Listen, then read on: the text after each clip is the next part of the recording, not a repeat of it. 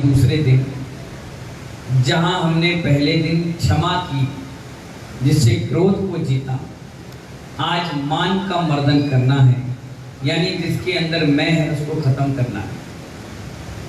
किसको खत्म करना है?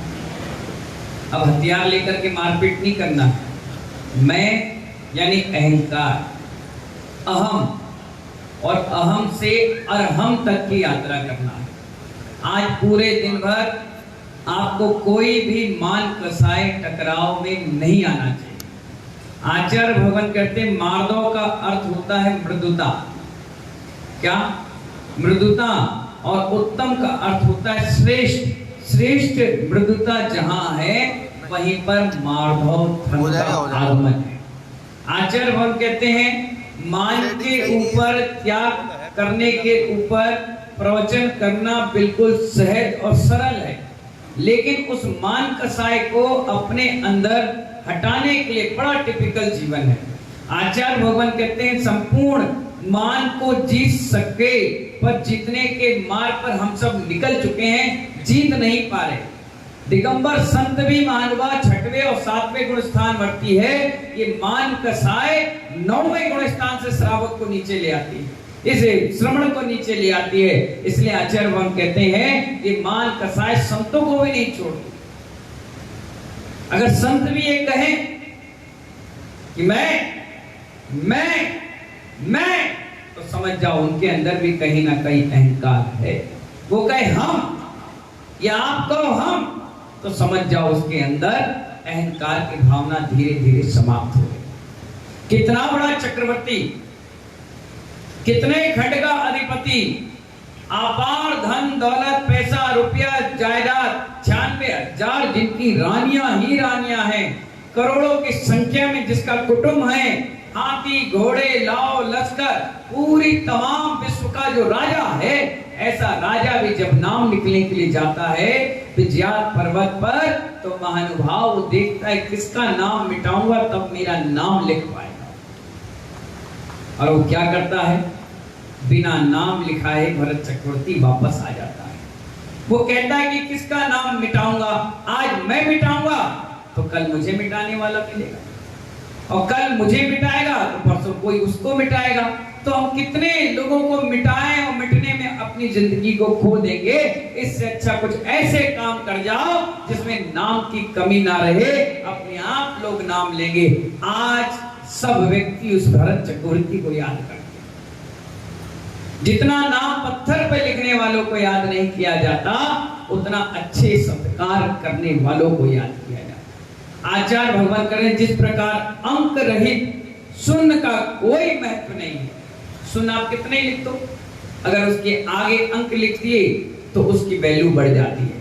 इसलिए आचार्य कहते हैं जिस प्रकार अंक रहित शून्य की कोई वैल्यू नहीं है, उसी प्रकार बिना मृदुता के कोई भी क्रियाएं आप करो सब जीरो के बराबर है। इसलिए मृदुता यानी मान कसाय का क्षरण हमारे जीवन में जरूर आना चाहिए। आचार्य कहते हैं कि मैं का नगाड़ा कभी नहीं बजना चाहिए। अगर मैं का नगाड़ा आपने बजाया तो समझ जाओ आप अपने आप से बहुत दूर चले जाएंगे। आपको हर समय यही लगेगा कि मुझे पूछा नहीं, मुझसे बोला नहीं, मुझसे कहा नहीं, मैं आऊंगा नहीं, मैं जाऊंगा नहीं, मैं खाऊंगा नहीं। महानुभाव इसी चक्कर में सारी जिंदगी उलझ करके खत्म हो जाएगी। समय इतना है नहीं कि आपको कोई पूछ पाए, समय इतना है नहीं कोई आपको बुला पाए। आप तो समय की नजाकत समझ जाइए और अपने पुण्य का लोटा लेकर पहुंच जाइए। जहां जैसा जिस अवस्था में मिल जाए उस अवस्था में लेकर आ जाइए, क्योंकि पुण्य कमाने के मौके कम होते हैं और पाप कमाने के मौके बहुत होते हैं। पुण्य कमाने के मौके कम मिलते हैं, चुनिंदा मिलते हैं, पर पाप करने के लिए मौके नहीं मिलते हो। तो दिन भर 24 घंटे आपके हर सांस के साथ हो रहे हैं। आचार्य भगवान कहते हैं मनुष्य अहंकार की कठपुतली बन चुका है। किसकी कठपुतली बन चुका है? अहंकार की कठपुतली बन चुका है। इसलिए उसका अहम उसके अरहम से मिलाने के लिए मना कर देता है। आप देखिए कई बार लड़ाइयां हो जाती है, बात हो जाती है, किसी को कोई कुछ कह देता है, किसी को कुछ बुरा लग जाता है, वो सबसे पहले मंदिर आना बंद कर देता है। क्या कर देता है, जाओ हम तुम्हारे मंदिर नहीं आएंगे। ठीक है, मत आओ। मंदिर में किसकी प्रतिमा है? भगवान की, जिससे आपकी लड़ाई हुई, बोलचाल बंद हुई, उसकी प्रतिमा है। आपको मालूम होना चाहिए, हनुमान जी की माँ, क्या नाम था उनका? अंजना। कौन थी वो? हनुमान जी की माँ, पवन जय की धर्मपत्नी। उसने अपने पूर्व भाव में क्या किया था? क्या किया था बताओ? सिर्फ 22 पल के लिए। कितने पल के लिए? 22 पल होता कैसा है समझो, 20-22 मिनट। उसने इतने ही तो किया था कि भगवान को लेकर के छुपा दिया, वो भी मान कसा के कारण कि मेरी जो जेठानी है, देवरानी है, वो इतनी भक्ति करती, दिन भर भगवान का गुणगान करती है, चलो एक काम करो, इसको मजा चखाने के लिए भगवान को छुपा दो। उन्हें भगवान को छुपा दिया। उसका फल क्या हुआ? उसका पति का 22 साल तक वियोग रहा। कितने साल तक रहा? कितनी रोती थी?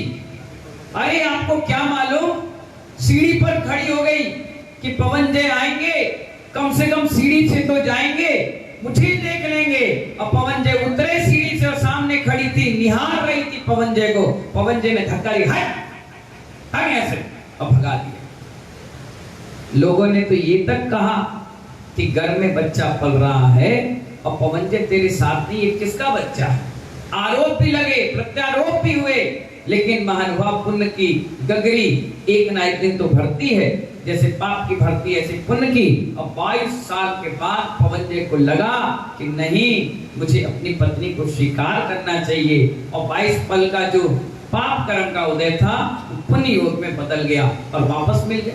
तो इसीलिए जब हम ये कहते हैं ना कि जाओ हम मंदिर नहीं आएंगे, हमारा बहुत बड़ा पाप कर्म का उदय प्रारंभ हो जाता है, अपयश प्रारंभ हो जाता है, दर्शनावर्णी कर्म का बंध बन जाता है। और सबसे बड़ा महानुभाव आचार्य भगवान कहते हैं, मान बढ़ाई के कारण 3 ऐसे बड़े बड़े परिवार धराशायी हो गए, जिनका नाम लेने के लिए आप शर्मा जाते हैं, हंसते हैं। डरावना जैसा नाम है। एक तो रावण, दूसरा कौरव और तीसरा कंस। ये तीनों अहंकारी थे, अभिमानी थे, अपनी विद्याओं पर, अपने बल पर, अपनी सेना पर, अपने परिवार पर गर्व करते थे। और इतना गर्व करते थे कि उन्होंने धर्म को भी कुछ नहीं समझा, उन्हें भगवंतों को भी नहीं समझा, उन्होंने भगवान गुरुओं को भी नहीं समझा। और इतना गर्व करा, इतना गर्व किया कि अपने साथ साथ अपने वंश का भी नाश कर दिया। आज उनके वंश में नाम लेने वाला कोई नहीं बचा। इसलिए आचार्य भगवान कहते हैं, आज ज्ञान कम, अभिमान ज्यादा है। आज ज्ञान कम, अभिमान ज्यादा है। आज दान कम और एहसान ज्यादा है। आज ज्ञान कम, अभिमान ज्यादा है। आज दान कम, एहसान ज्यादा है। नाम की भूखी दुनिया में देखो मेरे डबरा वालों, नाम की इस भूखी दुनिया में देखो मेरे डबरा वालों, काम कम और तूफान ज्यादा। काम कुछ नहीं करेंगे, 2 पैसे का दिन, और ऐसे ठाठी ठोक कर घूमेंगे जैसे बाहुबली की तरह तुमने सारा पर्वत उठाकर यहाँ रख दिया। वही लोग चिल्लाते हैं जो कभी कुछ काम नहीं करते, और जो काम करता है वो साइलेंट रहकर काम करता है और किसी को पता भी नहीं चलता। कई बार ऐसे युवा नजर आते हैं, बुजुर्ग नजर आते हैं, जिन्होंने वर्षा योग में, पंचकल्यक में, प्रतिष्ठाओं में, मंदिर में साइलेंट काम किया। उनकी जब अर्थी निकली घर से तो मालूम है महानुभाव, पूरा नगर का नगर बंद हो गया कि नहीं, बहुत अच्छा व्यक्ति था, इस व्यक्ति ने कितना अच्छा काम किया, वाह बहुत बढ़िया काम किया, बहुत अच्छी सेवा करता था, बहुत बढ़िया लगन से काम करता था। आज तक फोटो और नाम की चाह में इसने जिंदगी खराब नहीं की।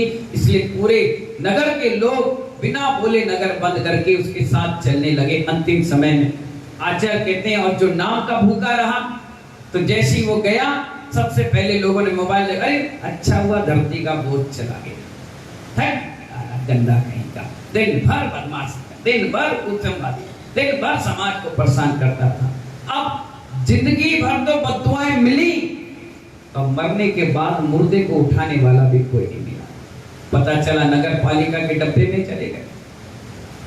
पता चला 4 आदमी थे, बारिश इतनी हुई कोई गए नहीं। पता चला किसी को खबर ही नहीं हो पाई और तुम्हारा दाह संस्कार हो गया। या ऐसी जगह एक्सीडेंट हो गया, ना सर मिला, ना धड़ मिला, ना शरीर का कोई अंग मिला, और ऐसी जगह लाश बह के चले गई। आज तक घर के लोग तेरी नहीं मना पाए, पता ही नहीं चल पाया मरा है कि जिंदा है। ऐसे लोगों की जिंदगी ऐसे ही होती है, जिनको नाम की बड़ी चाहत थी, अब उनका नाम लेने वाला कोई नहीं। महानुभाव, खजुराहो में जब जाओगे तो वहां एक राजा हुआ करता था, बहुत पहले, नाम मुझे याद नहीं। उस राजा की ऐसी दुर्दशा हुई महानुभाव, क्योंकि वह अहंकारी था, हर चीज में अपना नाम चाहता था। काम कोई भी करे नाम उसका होना चाहिए। अनाज किसान उगा कर दे और बोरे पे अपना नाम लिख दे। पानी कोई भर कर लाए, गिलास खुद पकड़ के नाम लिख ले। पोस्टर कोई छपाए, अपनी बड़ी फोटो लगा दे। ये छोटे छोटे उदाहरण हैं, ये आपको उदाहरण से समझा रहा हूं मैं कि उस राजा को इतना घमंड था, इतना घमंड था कि वो जो भी व्यक्ति उठे उस राजा की जयकारा लगाए, नाम ले और उसका जय जयकार करे, तभी वो उस नगर में रह पाता था, नहीं तो राजा उसे सजा देता था। आज क्या स्थिति बनी मालूम है? आज उसकी 8वीं 10वीं पीढ़ियां रोड पर खड़ी होती है और ये चाट के ठेले लगे बाजार में लगे, दोना में चाट मिलती है। जब दोने की चाट आदमी खाकर फेंक देता है तो उनके वंशज जो है वो उठाकर उसको चाट कर अपना पेट भरते हैं। ये दुर्दशा होती कब है? जब हम मान कसाय के कारण भगवान को भी नहीं देखते। अरे क्या बात बताएं, लोग प्रशस्ति में नाम लिखवाते हैं और लिखवाने के बाद अगर एक भी व्यक्ति की नाम छूट जाए या 19-20 रह जाए तो भगवान को छोड़कर सबसे पहले कमेटियों से लड़ मरते हैं, झगड़ जाते हैं कि तुमने मेरा नाम गड़बड़ कर दिया। अरे बाबू, भगवान को विराजमान कर लो, उसके बाद बात कर लेना। तुमने कितना बड़ा अपने अनादर कर दिया। किसका? 3 लोग के नाम। इसलिए महानुभाव, आचार्य भवन कहते हैं, मान करनते मर गए, मान करण के मर गए, रहा ना जिनका वंश। मान मरण के मर गए, ना रहा जिनका वंश। तीनों को तुम देख लो, रावण, कौरव और कंस। बिल्कुल दुर्दशा हो गई। आप जाओ मथुरा, कौरव का नाम लेने वाला कोई नहीं। जाओ आप लंका, रावण का नाम लेने वाला कोई नहीं। आप चले जाओ हस्तिनापुर, वहां पर नाम लेने वाला कोई नहीं। और लोगों का नाम लेंगे, श्री कृष्ण की जन्म जयंती मनाएंगे, श्री कृष्ण का जय जयकार, उनके मंदिर बनवाएंगे, राम के मंदिर बनवाएंगे, धर्मराज युधिष्ठिर भीम अर्जुन के मंदिर बनाएंगे, उनका अर्घावली पढ़ेंगे, उनका अभिषेक करेंगे। लेकिन इन तीनों का जिनका वर्चस्व था, नाम था, अर्ध चक्रवर्ती जो थे मानवा, उनका नाम लेने वाला कोई, जिसके घर की बाथरूम की टोटी भी क्या की थी? सोने की थी, सोने की। महानुभाव, ऐसे व्यक्ति का नाम लेने वाला कोई नहीं। किस कारण से? मान कारण से। इसलिए तो आजकल कहा गया आचार्यों ने कि जीवन में समर्पण कर देना चाहिए। क्या कर देना चाहिए? पानी की तरह। किसकी तरह? पानी की तरह कर देना चाहिए। पानी के 3-4 रूप हैं। कभी वो जल बन जाता है, कभी वो बर्फ बन जाता है, और कभी बाष्प बनकर के बादल बन जाता है। लेकिन वो पानी कभी अहंकार नहीं करता। क्या नहीं करता? कि देखो मैं जल था, मैं बर्फ बन गया, अब जमीन से मुझे अलमारी में रख लिया, फ्रिज में रख लिया, अब मैं भाप बन गया, देखो मैं तुम्हारे सर पर चढ़ गया। लेकिन महानुभाव, समर्पण था, इसलिए उसकी ऊंचाई इतने ऊपर पर पहुंच गई। हमारा समर्पण नहीं होता है, इसी के कारण महानुभाव हम आज तक भटकते आए। इस मान के चैप्टर पर महानुभाव अनेक आचार्यों ने बड़े बड़े ग्रंथ लिख दिए। 8 मद होते हैं मान के, ज्ञान, कुल, पूजा, प्रतिष्ठा, जाति, ये 8 प्रकार के जो मद है ना, ज्ञान, पूजा, कुलम, जाति, बल, मधु, शरीर का, ये कई प्रकार के जो मद है, इन 8 फणों से आचार्य ने कहा मार दो धन को अपनाने से 8 फण अपने आप झुक जाते। और स्वाभाविक है, जो झुकता है वही उठता है, जो उठा रहता है उसे कौन गोदी में लेता है। इंसान आप हो, बड़े हो, आप चलते रहो, आपको कौन गोदी पाएगा। लेकिन जो बच्चा आपके पैर में झुक जाएगा, तो अगर प्रधानमंत्री के पैर में कोई झुक जाता है तो प्रधानमंत्री भी उठाकर उसको गले लगा लेते हैं। राष्ट्रपति के चरणों में कोई झुकता है तो उन्हें भी गले लगा लेते हैं, प्रेम देते हैं, स्नेह देते हैं, वात्सल्य देते हैं। और कोई अकड़ कर चलता है तो कोई उसे जय जयंत करने वाला भी नहीं रहता। आप देख लीजिए, जो मानी और घमंडी होगा उसके आसपास कोई नहीं बैठता, वो अकेला बैठा रहता है। वो मन ही मन सोचते रहता है कि मुझे आज किसी ने जय जय नहीं की, आज किसी ने मुझसे बोला नहीं, आज मुझसे किसी ने पूछा नहीं। वो इसी अहंकार में रहता है। अरे तुझे किसी ने नहीं पूछा, तू ही पूछ ले। इसमें ना तू छोटा होगा ना वो सामने वाला बड़ा होगा। मैं भी आपके साथ जाता हूं, कई बार कई लोग हाथ जोड़ लेते हैं, मैं पूछता हूं और ठीक हो, जबकि पूछना किसको चाहिए? आपको पूछना चाहिए कि महाराज जी आप ठीक हो, आपने कल उपवास किया है, स्वास्थ्य कैसा है, रत्नात्रय कैसा है। उल्टा हम ही पूछ लेते हैं। हम हमेशा बैर की गांठ खोलते हैं और आपके अंदर बैर की गांठ ऐसी बंधी है कि देख करके भी अंदर से मन नहीं करता कि हम क्या बोले, क्या कहें। मालूम है, अगर 6 महीने तक ये बैर की गांठ बन गई तो अनंतानुबंधी कसाय बन जाती है। फिर निदान बंद बनने के बाद 10-10 भाव तक इकट्ठती नहीं। ना जाने कितने भाव में आओगे, जाओगे, मिलोगे, कटे नहीं कटे, कोई गारंटी नहीं है। इसलिए आज का जो धर्म कह रहा है वो मान को समाप्त करने का कह रहा है। आप छोटे छोटे बच्चों में देखिए, ईगो हट। कौन सा हट? ईगो हट। बच्चे, अगर आप 4-5 साल के बच्चे हो गए जो स्कूल में जाते हैं, उनके साथ 4-5 दोस्त हो जाते हैं, अब वो भी इज्जतदार हो गए, अब वो भी समाज में उठने वाले हो गए, बैठने वाले हो गए। पहले जो बच्चे टाट पट्टी पर बैठते थे अब वो बेंच में बैठने लगे। जो बच्चे पैदल स्कूल जाते थे अब वो वैन में और गाड़ियों में जाने लगे। जो बच्चे अपने माँ बाप की डांट से पढ़ते थे अब स्कूल की पुचकार से पढ़ने लग गए। ट्यूशन में पुचकार और गिफ्ट से गर्लफ्रेंड मिलने लगी जिन्हें, अब वो इज्जतदार हो गए। क्या हो गए? वो इज्जतदार हो गए। अब वो क्या कहते हैं, अगर उन बच्चों के नंबर कम आए, माता पिता को बुलाया जाता है, टीचर उनसे कहती है आप क्या पढ़ाते हैं बच्चों को। बच्चे के नंबर कम आए, उस समय बच्चा चुपचाप सुनते रहता है, घर आ गया। या अगर उन माँ बाप ने उनके सामने डांट दिया तो बच्चा सुबह मुंह फुलाकर बैठा रहता है। माँ कहती बेटा चलो स्कूल चलो, हम नहीं जाएंगे। चलो कल नंबर कम आए थे, चले जाओ, कोई बात नहीं, फिर से पढ़ लेना। बिल्कुल नहीं जाएंगे। अरे क्या हो गया पापा, हम नहीं जाएंगे स्कूल। पापा कह रहे क्यों नहीं जाएगा? आपने मेरी इंसल्ट कर दी। क्या कर दी? आपने मेरी इंसल्ट कर दी, अब हम स्कूल नहीं जाएंगे। पापा कह रहे कोई बात नहीं बेटा, फिर से पढ़ लेगा, ले तुझे लॉलीपॉप दिलाऊंगा, नए कपड़े दिला देंगे, लो खिलौना दिलाएंगे। 10 प्रकार की बातें आप जब उस बच्चे से कहोगे तब जाकर वो स्कूल जाएगा। और कई बच्चे तो इतनी दिल पर बात ले लेते हैं, इतनी बात लेते हैं कि दरवाजे 4-5 घंटे बंद। अब माँ पिता घबरा जाते हैं कि बच्चा क्या कर रहा है। अगर दरवाजा समय पे खुल गया तो बच्चा ठीक ठाक है, नहीं तो सुसाइड कर लेते हैं, मर जाते हैं, आत्महत्या कर लेते हैं।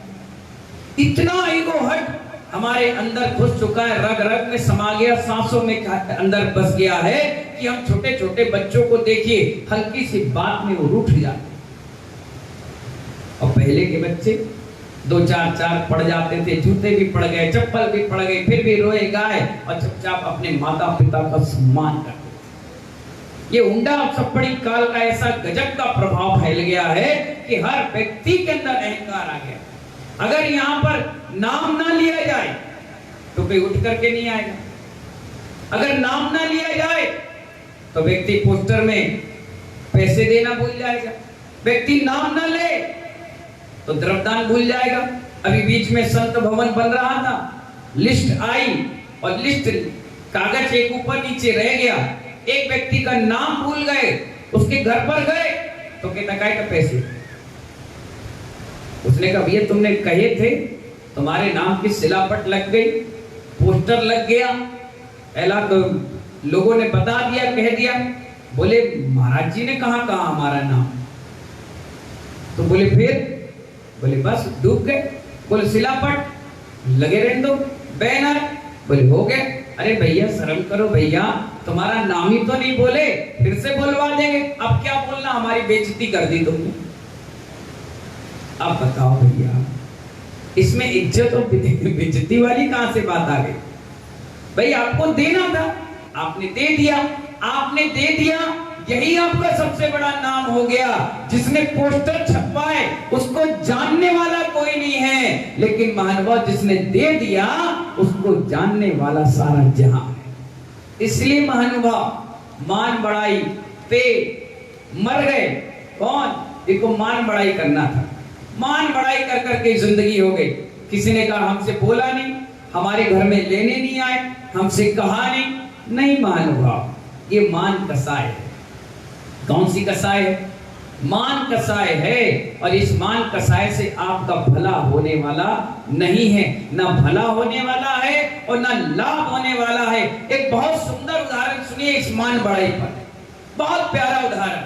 आज तक आपने कई उदाहरण सुने होंगे, लेकिन ये उदाहरण नहीं सुना होगा। बहुत प्यारा उदाहरण, और हो सकता है तुम्हारे खुद के घरों में ये घटनाएं भी घट रही होगी, तो सुधार लीजिए। क्या हुआ? एक दादाजी थे, उनके 4 पोते थे। कितने थे? उनके पिता थे नहीं, मां भी चल बसी थी, चारों युवा थे, बहुत सुंदर थे, और इतने सुंदर थे कि उनके जैसा नगर में कोई सुंदर युवा नहीं था। बहुत बेहतरीन, अच्छा धंधा पानी था, खूब बढ़िया, चारों के चारों अलग अलग काम करते थे और अपने दद्दा का ध्यान रखते थे। घर में कोई भी लेडीज नहीं थी जो भोजन पानी की व्यवस्था बनाए, तो कभी कोई कभी कोई कभी कोई भोजन की व्यवस्था बनाकर अपने जीवन को यापन कर रहे थे। जब बच्चे युवा हो गए, बिल्कुल शादी लायक हो गए, एक 1.5 साल का फर्क था, तो दद्दा ने सोचा कि क्यों ना चारों का एक साथ विवाह कर दिया जाए। तो उन्होंने कहा ठीक है भाई, लड़कियां ढूंढना प्रारंभ की, जहां भी जाएं लोग उनको इग्नोर कर दे। अरे भाई पैसा भी है, घर भी है, दुकान भी है, खुद का मकान, खुद की दुकान, खूब पैसा, व्यवस्था सब है, नगर भी अच्छा है, साधु संत मंदिर पास में सब कुछ है, फिर भी इग्नोर क्यों कर दें? कम से कम 50 रिश्ते गए और 50 के 50 कैंसिल हो गए। क्यों बताओ? क्योंकि चारों के चारों तोतले थे। क्या थे? तोतले थे। जैसी बात चले तो कैंसर, रिश्ता कैंसर। अब दद्दा बड़े परेशान, बुढ़ापे की उम्र 80-70 साल की, अब 80 साल में 90 साल में बेचारे रिश्ते ले लेके ढूंढे, कभी इधर कभी उधर कभी इधर, भटकते रहे, लेकिन रिश्ते सिर्फ एक ही बात पर कैंसिल हो जाए कि बच्चे आपके तोतले। एक घर में 4 लड़कियां मिल गई, अब इधर 4 और उधर भी 4। दद्दा ने बोला चाहे शाम लगे, चाहे दंड लगे, चाहे भेद लगे, अब तो इनको निपटाना है। उन्होंने एक डंडा उठाया घर में, तो सामने रखा तेल लगाकर, और चारों को बुलाया, बोलो सुनो इधर आओ, ये 4 लड़कियों का रिश्ता आया है, अच्छे परिवार से हैं, बढ़िया खाना पीना, घर परिवार, पूजा पाठ सब में निपुण हैं, और उनके दद्दा भी हैं। वो चाहते हैं कि हम अपनी उम्र पूर्ण हो उससे पहले इनकी चारों की शादी कर लें। हमने भी रिश्ता भेज दिया, उनका भी आ गया है, फोटो भेज दी, सब कुछ पक्का हो गया है, तुम बोलोगे नहीं बस। हमने कहा ठीक है डड्डा, नहीं बोलेंगे। अगर बोले बेटा तो तेल लगी लठ है ना, वहां से मारते आएंगे, इतनी सूझेगी कि ना बैठ पाओगे ना उठ पाओगे। और अगर रिश्ता कैंसिल हुआ तो जिंदगी भर कुंवारे मरना पड़ेगा, बनाओ दाल रोटी सब्जी और खाओ। हम तुम्हारे नौकर नहीं है जो इतनी मेहनत कर रहे हैं। तो जब उन्होंने 4 गालियां दी, 4 बातें सुना ली, डंडा में तेल लगाकर दिखा दिया लठ कि ये बेटा सोच लेना बस, और चारों के चारों तैयार हो गए बिल्कुल मस्त, और सीधे कहां पहुंच गए? लड़कियों को देखने के लिए, रिश्ते के लिए। दद्दा जैसी गेट पर पहुंचे न डंडा बजाया खाट, चारों लड़के बोले,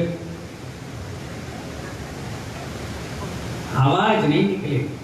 कोई भी प्रश्न पूछेगा इशारा कर देना, दद्दा बताएंगे। ठीक है भाई साहब। चले गए, चारों बैठे, लड़की का पिता आया, माँ आई, स्वागत किया, सम्मान किया, खाने पीने की सामग्री रख दी, सारी व्यवस्था हो गई। अब दद्दा बैठे थे तो उनसे बातचीत चली। जब जितनी बातें हुई सब दद्दा ही जवाब दे, लड़के ऐसे बैठे। चारों लड़कियां अंदर खिड़की से झांक रही थी, तो जो छोटी थी बहुत तेज थी। उसने कही, सुनो बड़ी, कुछ गड़बड़ लग रहा है। चारों बोल नहीं रहे, कोई भी बात हो रही, इशारा दद्दा की तरफ। एक काम करो, ये दद्दा को थोड़ी देर घूमने ले जाओ, फिर बात करेंगे। बोले ठीक है। वो गई और अपने पिता के कान में कुछ कह रही। पिताजी बोले, अरे भाई साहब, अपन घर मकान देखते हैं, गार्डन देखते हैं, व्यवस्थाएं देखते हैं, इन बच्चों को अकेले में कुछ बात कर लें दो। दद्दा बोले, नहीं नहीं नहीं, हमारे बच्चे अकेले बात नहीं करते, बड़ी मर्यादा रखते हैं ये। अरे चलो, अरे चलो, अरे चलो करके वो धीरे से ले गए। डंडा ने अपना डंडा बजाया खाट, लड़के बोले, एक शब्द नहीं बोले। दद्दा चले गए। उन्होंने कहा, चलो हमने डंडा दिखा दिया, अभी भूलेंगे नहीं। और मन ही मन उस इशारा कर गए कि बेटा कैंसिल हुई तो लट बजते हुए जाएंगे। लड़के बेचारे सीधे सच्चे बैठ गए। इधर से चारों लड़कियां वहां आकर के उनको घेर कर बैठ गई। कहने लगी, लीजिए मिठाई लीजिए, अच्छा आपको क्या पसंद है, आप कितनी उम्र है, आप क्या चलाते हैं दुकान, क्या करते हैं, पूछने लगी। और चारे मुस्कुराते रहे, लेकिन जवाब किसी ने नहीं दिया। बार बार दद्दा का वो डंडा याद आ जाए खट, बार बार याद आ जाए खट, और बार बार दद्दा की बद्दुआएं याद आए कि जिंदगी भर तुम्हारे मरोगे, घर पे नहीं शादी होगी, बेटा भागो। और बार बार बेचारे कुछ नहीं कह पाए। लड़कियां चारों एक दूसरे को देखी, बोले ये तो बिल्कुल ही ढीठ है, कुछ बोल ही नहीं रहे। जब अभी नहीं बोल रहे हैं तो फिर शादी के बाद क्या कहेंगे? कुछ गूंगे तो नहीं है। तो छोटी ने बड़ी को इशारा किया, कहा देखो इनमें से बड़े वाले कितने सुंदर नजर आ रहे। बड़ा जो था वो अपना सुंदरता बहुत थी बच्चों की, वो खुश हो गया, वाह मुझे सुंदर के। दूसरी कह रही, चप, मेरे होने वाले पति देव ये इनसे भी ज्यादा सुंदर है। तीसरी को बोले, देखो ये तो कितने 6 पैक वाला है, बढ़िया दिख रहा है, अच्छा दिख रहा है। ये उन्होंने प्रशंसा में उनको बुलाना चालू कर दिया। और कहा जाता है किसी की बोल पट्टी लेना हो तो उसकी प्रशंसा करना प्रारंभ कर दो। अगर 2 लोग हैं और 2 लोग में कभी लड़ाई नहीं हुई है, प्रेम है, स्नेह है, वात्सल है, तो अपने आप जाइए और छोटे वाले के पास जाकर बैठ जाइए और बड़े वाले की तारीफ करना चालू कर दीजिए। अरे तुम्हारे भाई साहब तो यार बहुत बढ़िया, इतने अच्छे, बहुत बेहतरीन, इतनी सेवा भाव गजब का, खूब बढ़िया, मस्त आदमी। छोटा कहेगा, चला हमें मालूम इसकी, क्या मालूम, सारा 1 नंबर घमंडी। अच्छा माता पिता का पानी कब, ये भैया सही में, अरे रे ओहो, बस इतना बोल के तुम निकल जाओ। फिर बड़े के पास चले जाओ, अरे तुम्हारा छोटा गजब का आदमी, क्या बढ़िया आदमी, अरे साले कल ही लड़ रहा था मुझसे। अच्छा, सारी पोल पट्टी जितनी छुपी है ना, दिल के जख्म, अंदर महरम, सब बाहर आ जाता है। बस यही हुआ, उन चारों लड़कियों ने अपने दांव पेंच फेंके और वो चारों फंसते चले गए। चारों के चारों खूब तारीफ करी, खूब तारीफ करी, खूब तारीफ करी। तुरंत बड़ा बोल पड़ा, अले अभी तुमने डेठई क्या है, अभी हमने टंडन नहीं लगाया, टंडन। चारों बोले मर गए, ये तो तोतला है, तभी ये बोल नहीं रहा था। बोला अले अभी तुमने टेठा है, अभी हमने टंडन नहीं लगाया, टंडन। दूसरा बोले टाए, बोल पले, क्या बोला? टाए, बोल पड़े। अब वो सहम गया, अरे यार हमारे मुंह से तो निकल ही गया। लड़कियां देख रही कि दाल में काला नहीं, पूरी दाल ही काली। पहला बोला अभी तुमने टंडन नहीं देखा, टंडन नहीं लगाया। दूसरा कह रहा टाए, बोल पले। तीसरा कह रहा टटारी डड्डा टीना। दद्दा दौड़े आगे डंडा लेके, क्या मामला बिगड़ गया, भागे दौड़ के।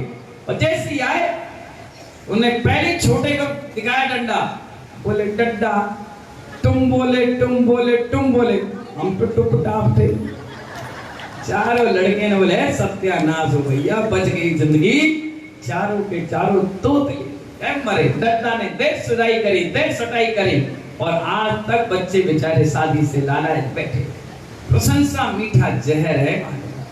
ये पोस्टर, बैनर, नाम, प्रतिष्ठा, तिलक, ये माला, ये मुकुट, ये पगड़ी, ये पटका, ये सब प्रशंसा है, मीठा जहर है। अगर लुटना चाहते हो तो ये सब चीज पहना करो, और जिसको नहीं पहनना है वो हमारे साथ दिगंबर अवस्था में रहा करो। ना हमें कोई पटका, ना हमारा कोई मुकुट, ना हमारा कोई तिलक, ना कोई हमारी फोटो, ना हमारा कोई झंझट। और फिर भी महानुभाव हर मोबाइल में व्यसन सागर आपको मिलेंगे, चाहे आपके माता पिता ना मिले।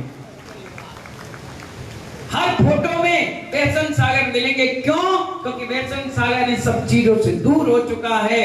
जितना इसके पीछे भागोगे ये उतनी तुमसे दूर भाग जाएगी, और जितना तुम इसके पीछे नहीं भागोगे उतनी यश कीर्ति तुम्हारे चरणों में डली होगी। इसीलिए प्रशंसा क्या है?